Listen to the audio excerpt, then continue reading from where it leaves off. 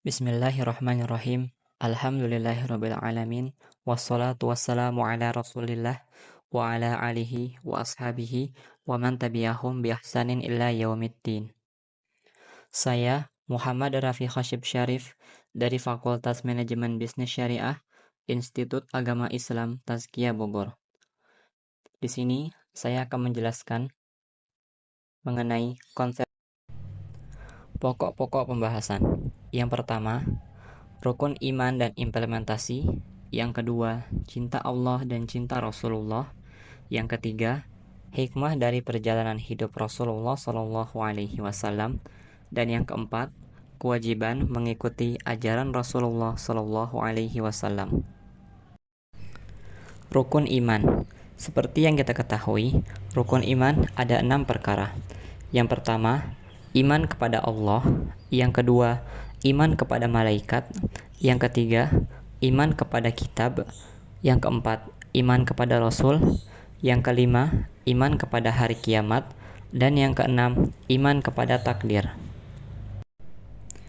Iman kepada Allah. Beriman kepada Allah adalah kita mengimani semua penjelasan Allah dan Rasul-Nya tentang Allah Azza wa Jalla. Di bawah ini adalah cara mengimplementasikan iman kepada Allah. Yang pertama, beriman kepada wujud Allah. Yang kedua, beriman bahwa Allah adalah Rabbul Alamin. Yang ketiga, beriman bahwa Allah yang berhak disembah. Dan yang keempat, beriman kepada nama-nama dan sifat Allah. Iman kepada malaikat. Beriman kepada malaikat maksudnya kita mengimani segala penjelasan Allah dan Rasul-Nya tentang malaikat. Berikut adalah cara mengimplementasikan iman kepada malaikat. Yang pertama, mengimani wujud mereka. Yang kedua, mengimani malaikat yang telah diberitahukan kepada kita namanya. Yang ketiga, mengimani sifat malaikat yang telah diberitahukan kepada kita sifatnya.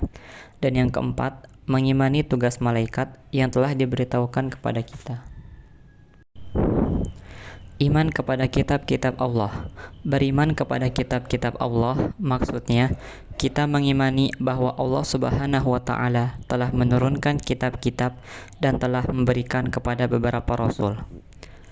Berikut adalah cara mengimplementasikan iman kepada kitab-kitab Allah.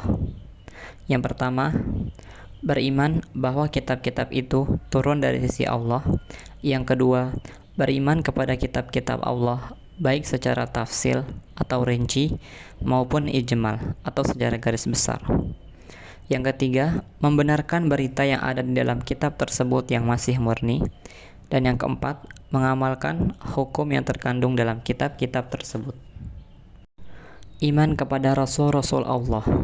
Termasuk ke dalam beriman kepada Rasul-Rasul Allah adalah beriman bahwa risalah mereka benar-benar dari sisi Allah, mengimani Rasul yang telah diberitahukan kepada kita namanya, membenarkan berita yang mereka sampaikan secara sahih, dan mengamalkan syariat Rasul yang diutus kepada kita. Iman kepada hari akhir.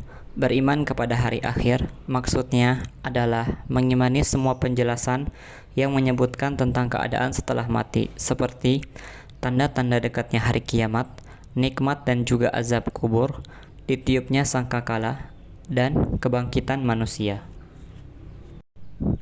Iman kepada takdir Allah. Beriman kepada takdir Allah adalah beriman bahwasanya Allah Subhanahu wa taala mengetahui segala sesuatu, menulis segala sesuatu, dan segala sesuatu dengan kehendak Allah. Dialah Allah Subhanahu wa taala yang menciptakan segala sesuatu. Hakikat cinta kepada Allah. Kecintaan yang paling agung dan mulia di dalam kehidupan kita ini adalah kecintaan kita kepada Allah, di mana jika seseorang hamba mencintai Allah, maka dia akan rela untuk melakukan seluruh hal yang diperintahkan dan menjauhi seluruh hal yang dilarang oleh yang dicintainya tersebut. Berikut adalah hakikat mencintai kepada Allah. Yang pertama, dengan menaati dan menjauhi larangannya, mengikuti Rasulullah, khauf atau takut kepada Allah, roja atau berharap kepada Allah, dan tawakal atau berserah diri kepada Allah. Urgensi mencintai Allah. Kenapa mencintai Allah sangat penting? Karena dengan mencintai Allah, kita akan merasakan kelezatan dan manisnya iman. Kemudian, kita juga akan mendapatkan ridho dari Allah, dan mencintai Allah merupakan sebab untuk masuk ke dalam surga Allah Subhanahu wa taala.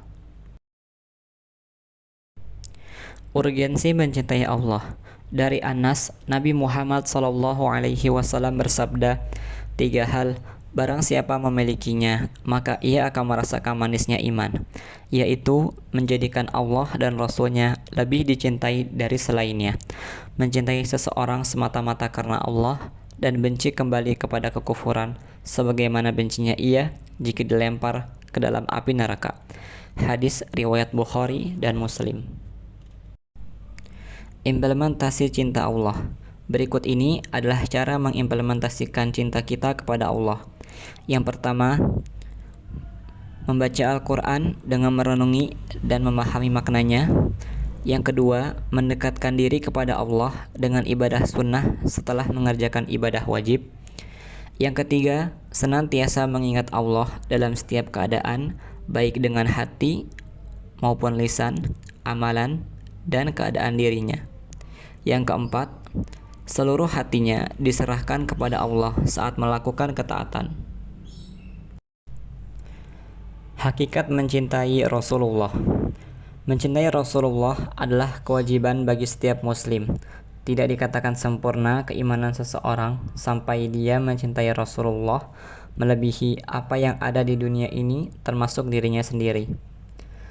Berikut ini adalah hakikat cinta kepada Rasulullah. Yang pertama, beriman kepada Rasulullah. Yang kedua, menaati perintah dan menjauhi larangannya. Yang ketiga, membenarkan berita-berita yang disampaikan Rasulullah. Yang keempat, mengikuti tuntunan Rasulullah. Dan yang kelima, meyakini bahwa syariat yang dibawa Rasulullah adalah dari Allah. Urgensi mencintai Rasulullah. Pada suatu hari, Umar bin Khattab berkata kepada Rasulullah SAW, "Wahai Rasulullah, sesungguhnya engkau lebih aku cintai dari segala sesuatu kecuali dari diriku sendiri." Rasulullah SAW pun menjawab, "Tidak, demi Allah, hingga aku lebih engkau cintai daripada dirimu sendiri." Maka berkatalah Umar, "Demi Allah, sekarang engkau lebih aku cintai daripada diriku sendiri." Hadis riwayat Al-Bukhari nomor 6632. Implementasi cinta Rasulullah. Berikut ini adalah cara mengimplementasikan cinta kita kepada Rasulullah. Yang pertama, dengan mendahulukan dan mengutamakan beliau dari siapapun. Yang kedua, membenarkan segala yang disampaikan oleh Nabi SAW. Yang ketiga, beradab di sisi Nabi SAW. Yang keempat, ittiba atau mencontoh Nabi SAW serta berpegang pada petunjuknya. Yang kelima, dengan berhakim kepada ajaran Nabi SAW. Dan yang keenam, dengan membela Rasulullah SAW. Bagaimana para sahabat mencintai Rasulullah? Perbincangan antara Abu Sufyan bin Harb dengan Zaid bin Ad-Dasinah radhiyallahu anhu ketika beliau tertangkap dan tertawan oleh kaum musyrikin. Abu Sufyan, "Ya Zaid, maukah posisi kamu sekarang digantikan oleh Muhammad dan kami penggal lehernya? Kemudian engkau kami bebaskan kembali ke keluargamu." Zaid menimpali, "Demi Allah, aku sama sekali tidak rela jika Muhammad sekarang berada di rumahnya tertusuk sebuah duri, dalam keadaan aku berada di rumahku bersama keluargaku." Maka Abu Sufyan pun berkata, "Tidak pernah aku mendapatkan seorang mencintai orang lain seperti cintanya para sahabat Muhammad kepada Muhammad."